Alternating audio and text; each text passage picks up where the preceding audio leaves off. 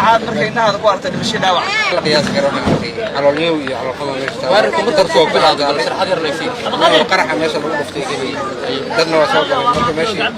يا سو أركيدونتين كله ماشي واحد كده عاي واحد قياس كرامة وأنا وناكسنا قيارتها وذا أنكو صاحبنا يويد الكيمبا ميلور بوا الدكتان وحن لنا وقت قايدين وعناضو لما أنتين بموقالك اللي جري عدول بموقالك اللي جري سبحان الله سبحانه وتعالى أنك قبرينا أموره اللي ده إلهي نوسالا إلهي سبحانه وتعالى أنا أولاد وبركة أنت أولادون كان إلهي أولاد باري هاسي أنت جردون كان جور وناكسن المستقبل وناكسن بوينا هاسي يقفل بموقالك اللي تقبض سيرة شرقية وحرب سبحانه وتعالى أنك قبرينا دم بيجود دم بيجو والد كده بينه ودافر سبحانه وتعالى أنا جنة الفردوس الأعلى إلهي نكعزو مال الدنيا ويسنفل إن إلهي هاسي حاسدكم على الله ومن شر حاسد إذا حسد الحاسد لا يفلح بإذن الله الكريم وحكود بين يهوكي قصاره وأن إلهي كجبرينا وعند ما أنت إلهي سبحانه وتعالى هو ديننا ومد الصوماليين وإلهي سيو جرجار كيسي النسر كيسي علاس كان إلهي وكدر القاضي خفر بوحن وصلنا إلهي حنون كدر القاضي عاف مذهب وجبدلو وحنيجي دورنا وربحنا تحناها يعني دي سو جد بيننا كأدن ويركا أوليك صعدة هوتيل كم إذا هوتيل لذا أجوا وين أجونا عصري السن مقدشو أو قلبتها قبصدين دقالي إحنا كترسن دقائق الشباب أو آخر كي هدا الشباب أي شيكتين إنه ويركاسي أي كدم بيين هذا بوحن إيجي دورنا وربحين كسب سن hadda waxay u socdaan iyo sidoo kale goobta hotelka ee la weeraray oo ah goob si weyn amnigeeda loo adkeeyo jidadka soo gala iyo waliba qaabka jidadkaasi ay u kala xiran yihiin iyo cid ay u xiran yihiin ayaan eegi doonaa iyo qaabka ay u suurtooday in al-shabaab ay muddo wali sii haystaan goobta weerarka lagu qaaday ama muddo ay ku dagaalamaan gudaha hotelka waxaa dagaalyahano ka tirsan dhaqdhaqaaqa al-shabaab oo ilaa iyo hadda tiradooda si rasmi aan loo ogeyn laakiin wararka qaar ay sheegayaan in ay ku dhow yihiin ilaa 5 qofood ay weerareen hotel kamid ah hoteelada ugu caalamsan ee Muqdisho ku yaala Hilton la yiraahdo kaas oo dhawaan laga furay xeebta liida ee magaalada Muqdisho halkaasi waxa la sheegay in kolkii hore qarax ismiidaamin ah lala beegsaday hotelkaasi Hilton iyo waliba hotel kale oo ku dhagan dabadeedna rag hubeysan oo diyaarsanaa goobta sitayna dariiska ciidamada dawladda in gudaha ay u galeen hotelkaasi dad badan ayaa lagu dilay gudaha hotelka kuwa ayaa wali ku xaniban hotelka waxaana sidoo kale lagu dhaawacay hotelka gudihiisa dad aad u tiro badan waxaana ku jira xubno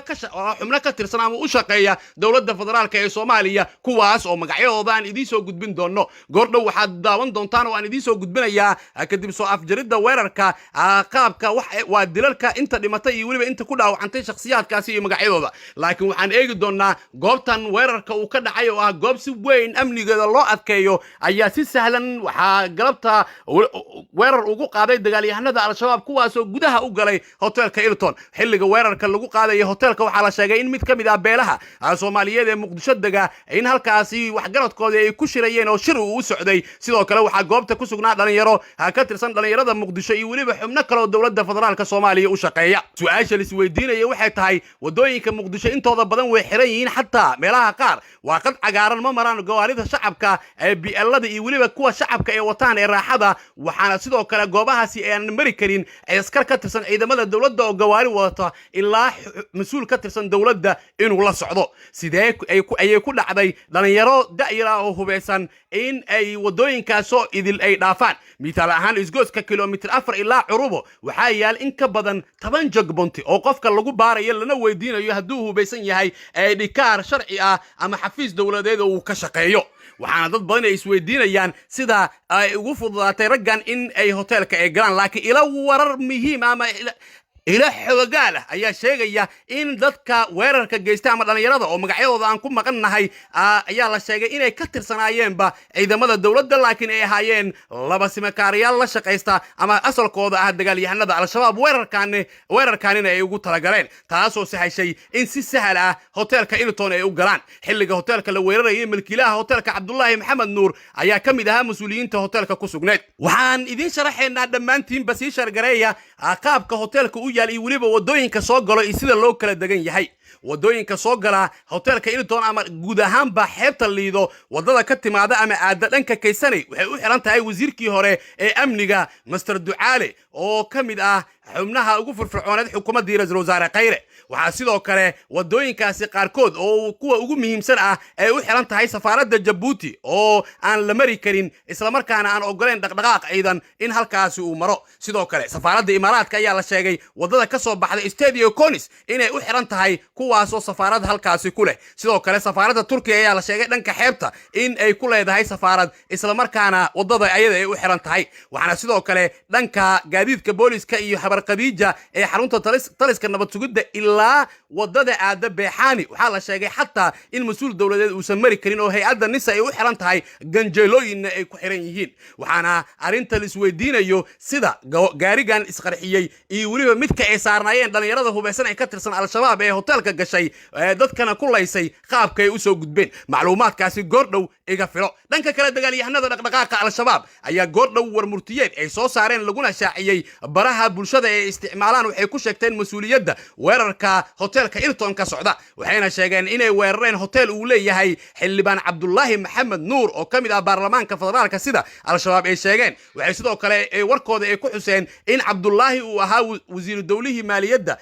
dawladii Xasan Sheekh Maxamuud sidoo kale dagaalyahanada al-shabaab waxay tilmaameen in weerarka uu ahaa mid ku bilowday ismiidaamin iyo sidoo kale iyo weerar toos ah oo xigay amaliyada ismiidaaminta waxay sidoo kale al-shabaab ay sheegeen in dagaalyahanadooda ay u suurta gashay in gudaha ay ka dagaalamaan waxayna sidoo kale ay tilmaameen xilliga weerarka ay qaadayeen inay sahansadeen oo goobta ay ku sugnaayeen sida ay sheegeen xubno u shaqeeya dawladda Farmaajo waa sida warsaxaafadeedka al-shabaab ay soo saareen ee qaybtooda militariga lagu sheegay waxayna tilmaameen in goordhow ay faahfaahin doonaan siday wax u dhaceen kadib weerarka markuu soo gabagabo afyeenkoodan uu hadli doono sida warsaxaafadeedkooda ay ku sheegeen dhanka kale milkiilaha hotelka la weeraray xildhibaan Cabdullaahi Maxamed Nuur ayaa bartiisa Facebooka wuxuu soo dhigay qoraal taas oo uu kaga tacsiyeeyay dhammaan dadkii ku dhintay gudaha hotelka wuxuu Ilaahay ugu bariyay kuwa dhaawacmay inuu Ilaahay caafiyo wuxuuna tilmaamay inuu hotelkiisa ay soo weerareen koox argagixisa asoo isla markaasi tilmaamay in dhammaan ummadda Soomaaliyeed Ilaahay